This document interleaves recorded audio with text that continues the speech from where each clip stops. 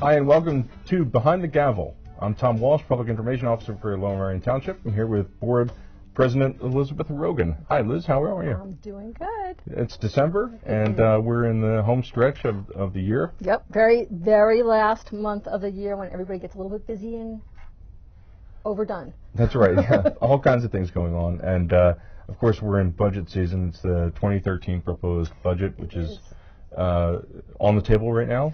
Yeah, it's almost Groundhog's Day because we're doing the same thing we did last year, which is a budget with no real estate tax increase, which is It's great news. Pretty exciting, pretty remarkable. Not the norm, right? Well, it's the norm. If you look at just last year and this year, it's the norm. Yes, if you look at the bigger picture, we would never be able to do this continually because costs always, expenses are always going to rise as you have, inflation and other things like staff and services to provide and gas to buy, and just doesn't ever stay the same. So yeah, it's not the usual, especially when a real estate assessment value goes down because it is so old. So it's a challenge. But really, this year has been remarkable, and our manager gave us a wonderful present.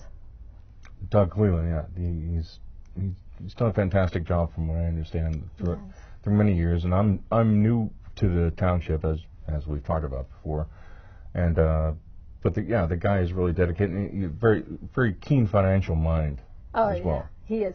And while I'm sure that some people would say that we don't have a real estate tax increase, we did have to increase our solid waste fee, but that's the first time in 3 years. Right. 3 years, right? And so, people might want to wonder why, well, you say you're not raising taxes, but we're raising, that's a fee for a fund that's self-contained. If you use the service, you pay for the service. So that had to be adjusted because we lost money for the state recycling grants reduced our allocation, and we had increased costs for disposal of recycling, and we got less money for our paper. So when you have less money for paper and you have less money for it costs you more to get rid of the mixed, plastics and cans, and you have less grant money coming in from the state, and you have a stable or actually I think even shrinking number of subscribers, you have to make the money up somewhere. So we did have about a 9% increase across the board. So that was one thing that we had to adjust. So I just wanted to remind everyone that we have, there is a second public hearing on the budget and capital improvement program, and that's for December 5th, with adoption scheduled for the full Board of Commissioners meeting on December 19th. Right. So all in the boardroom here at the Township Administration. And there would be the public hearings for not only just the general fund budget, but the capital improvement budget, but we're not talking about the solid waste fee again a second time. That's been decided. Well, it's been decided for now, but we did ask staff to come back to us with some other alternatives. So we will be talking about it again, but it's just not now, not at this public hearing. Now for the real estate, going back to the real estate tax, and no increase again this year. There are 4 different reasons for this. I'm curious if you have any comment on any of them. One is cost containment. The 2012 was another fiscally strong year for the township. And the manager's been doing that for a really, really long time. We had a good year performing, revenue-wise. We have the deficit was kept down much lower than what we had anticipated. There's no fiscal cliff here in Lower Merion. No. There's no fiscal cliff. We have because we are very responsible. We have a manager who's been here for almost 30 years, and he is very steady and consistent. And we had money allocated to be taken out of the budget because of positions we knew we wouldn't fill, but we still did better than what we budgeted. So we have budgetary savings, and we had one-time revenue generated from business privilege tax, and so we end up with a really good ending number, much better than what we thought. We thought we were going to be 1.4 in the hole, and now we have 3 million over what we had anticipated. So it is really good. And the but the budgets are lean. You know, the budget that we have in 2013 that was proposed to us, because we don't have a budget yet. The manager proposes what he suggests to the Board of Commissioners. So his suggestion is for a budget that met the board's goal of not having a tax increase. But it does have a lot of same type of cost containment measures, which is, you know, fewer people and less expenditures on various different things, but we're still being able to continue the current levels of services that we're staffing providing. levels are definitely down. Yeah, so really when I say current levels of services, I think it's important to say that it's not the same levels of service that we had even 5 years ago. It's different because it's, you know, it's at least 9, I would say probably 9 people less in the Public Works and Parks Department. So those are very functional departments that people see all the time when they use our services. And so when we were down some, it's not the same service level, but we're being able to hold steady. So that's, you know, those staffing levels and that type of cost containment were two of the reasons I think that our revenues are stabilizing, because the Great Recession is sort of winding down. And yes, I have some notes in front of me, like, and you know, because I'm fairly new to this, and even though I've done some financial journalism in the past, a lot of this stuff is just brand new to my brain. You know, a drawdown of the fund balance, a stabilized general fund revenue. Well, it's the language thing. It's like how you can be like a professional. You're going to expand your professions now. That's right. Well, with your help, yeah, and everyone else's. But I mean, are you concerned at all about the reduced staffing? I mean, yeah, okay. I am. I don't want to see us reduce any more staff now than we have, and I actually am supportive of filling positions, and that's proposed in the budget now is filling, I think, you know, 9 or 8, 9, 10 positions. There's several positions that are being filled that have been left vacant in those types of really functional departments like Public Works and Parks. And so, yeah. These are positions that people have come to think of Lower Merion as a township that has amazing services and really delivers on, you know, when you need something like this. And it seems like the storms are getting more frequent, and, you know, I don't know. It's not called anything. There's no global warming, right? Okay, we're not allowed to talk about that. Well, if I was to talk about my views, since I'm a tree hugger, I would probably, you know, have people upset, because I do think that we're just going to continue to get more extremes. You know, Sandy is not going to be a one-time flash in the pan, but hopefully it won't happen again anytime soon. First it was Hurricane Irene, and then Sandy. So Sandy was worse, although I guess much less water. Yeah, but hopefully we won't have many of those, because one of the things that helps us keep our revenues steady is not having to have those big emergencies that cost us a lot of money to fix. So, and so far things have been great. We have, you know, the revenue stable, and also because we had those one-time tax, business tax income coming in, that's basically money that we were owed but had to wait for, you know, that has helped us a lot. And also real estate transfer taxes are getting a little bit better too, and that's second year in a row for that. So those are good things for everybody, which makes that federal fiscal cliff thing not apply to. Right. And we actually got lucky, right, with regard to the storm, Superstorm Sandy.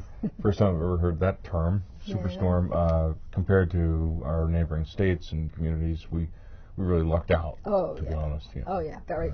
We were on the right side of the storm that time. Right. It was a good thing. But it was kind of scary. It's kind of scary to look at the pictures and see this. You know, this could happen here. You know, very easily. And we have a great staff that worked really hard. I mean, they we really had 88 streets down and hundreds of trees down, and our crews were out there. Our guys are remarkable. We have a remarkable staff, and I thank every one of them for pitching in and doing all the work. Yeah, a lot of people up for 24, 36, 48 hours straight, you know, just working around the clock. Don Cannon slept in his office, our Public Works office. And also probably the police superintendent. Absolutely. Mike McGrath, yes. Amazingly committed people who are career employees who are wonderful. And it was actually inspiring for me because I'm, as public information officer, I'm I'm now part of the emergency management staff. So this is speaking again about stuff I know nothing about. I'm really getting to. Nobody told me about this before I started this, but I'm really starting to learn about this stuff, and I'm completely amazed at how professional these guys are. And well, our employees during the storm, they were completely calm. They were just here, and they've done it a few times. Exactly. Yeah. They have done it. They are used to it. They are, and they're committed to being, to doing their job professionally, and we're lucky that way. And so when we talk about this budget that's coming up that has no tax increase, and then we talk about the people that serve us, I think that the community should know that the biggest part of our budget is the people who do the service, who provide the services. That's right, yeah. And I think that people like Chaz McGarvey, our fire chief, who wanted me to remind everyone that every wire that is down should be considered live. It's a live wire, whether it looks like it's live or not. And sometimes they're moving around, sometimes they're not. We had during Superstorm Sandy, we had a bad situation where a dog was killed because of a live wire. In my neighborhood, so and, but there were it was because of this situation, there were almost a couple of children who were scared. And luckily the mother was on top of it, but it was right there. She pulled them back from going to the dog. Otherwise, they would have been electrocuted as well. So everybody stay away from it. So Chaz was right on top of this, and he was on TV that day to tell everyone, look, this is a clear danger. Please do not, let your children go near wires. Don't go near them yourself. We're going to wrap up for this half of the show. We'll be right back with Liz Rogan on Behind the Gavel.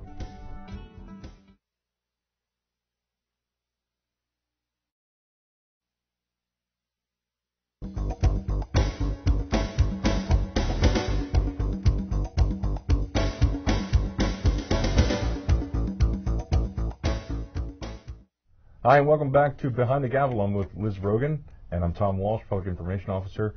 Liz, welcome back. We were talking a little bit about the budget before, a lot about the budget. Yeah, I just wanted to say a couple of things before we go to something else, just because I think that it is really important for everybody to understand that when we talk about our cost containment and we talk about those managing service levels and stuff, that isn't just the general fund budget, because although most of that is employees, and 40% of our expenditures is actually public service, public safety.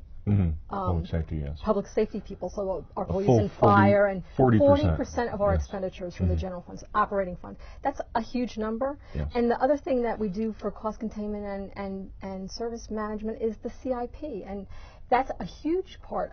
That's an equal part of our spending, and it's important for everybody to know that we're really focused on that. We've done many times of reviewing those. We look at the projects. We make sure that they're right size, that they need to be done now and not later.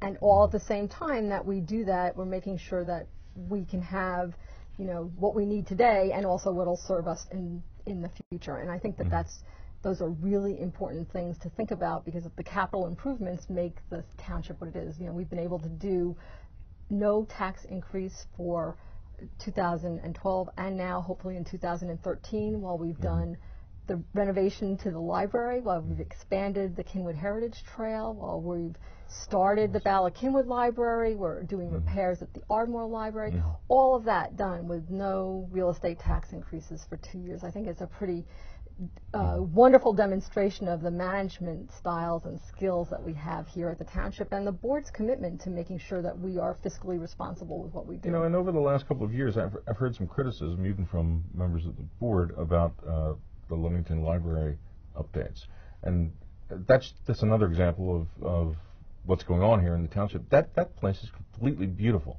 I mean, I don't understand what the criticism Well, is it about. took a long time. It took longer than we expected, and we had challenges with some of the that are ongoing, contractors. I guess, right? Things are not done till they're done. So Exactly, but it is open, and everybody gets to enjoy it. And it's sort of like when you buy that first house. You're really, really worried, or but then when you get in and you have it, you see that you forget all that pain. It's actually more like childbirth, but you don't know about that. So I don't know a thing about that. But I can tell you, it happens. It's tough going through it, and then it's done, and then you don't even remember the tough parts. So that's sort of the Ludington Library. But anyway, we've done all of this. We've done it with no tax We have a show increases. called Health Matters. So you can get into it there. Well, you can get into it there with Pat Nogar.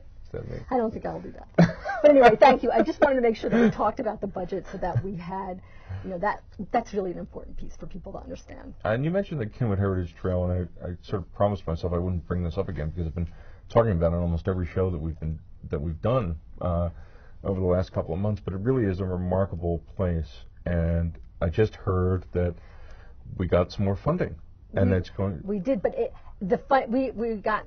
First of all, we got an award, the Montgomery Award. Montgomery County gave us an award for the Kenwood Heritage Trail for outstanding or excellence in design and planning, which is a perfect description of what the Kenwood Heritage Trail is. Yes. And then we just found out, very recently that we received $500,000 from the state for the Merion. For the Merion Bridge, which is that connection from the edge. From the edge of the Kenwood Trail to get over the Schuylkill Expressway and the Schuylkill River to get to Merion, and so it's a huge, huge coup. It's it means the project's going to go. We've shown photos of this before, but maybe the guys can put some photos up again of this bridge taken earlier in the fall. It's not just going over the Schuylkill, and it delivers you right to the foot of the of Main Street in Merion. Oh, it does. It's an amazing. Probably takes 20 minutes to walk it.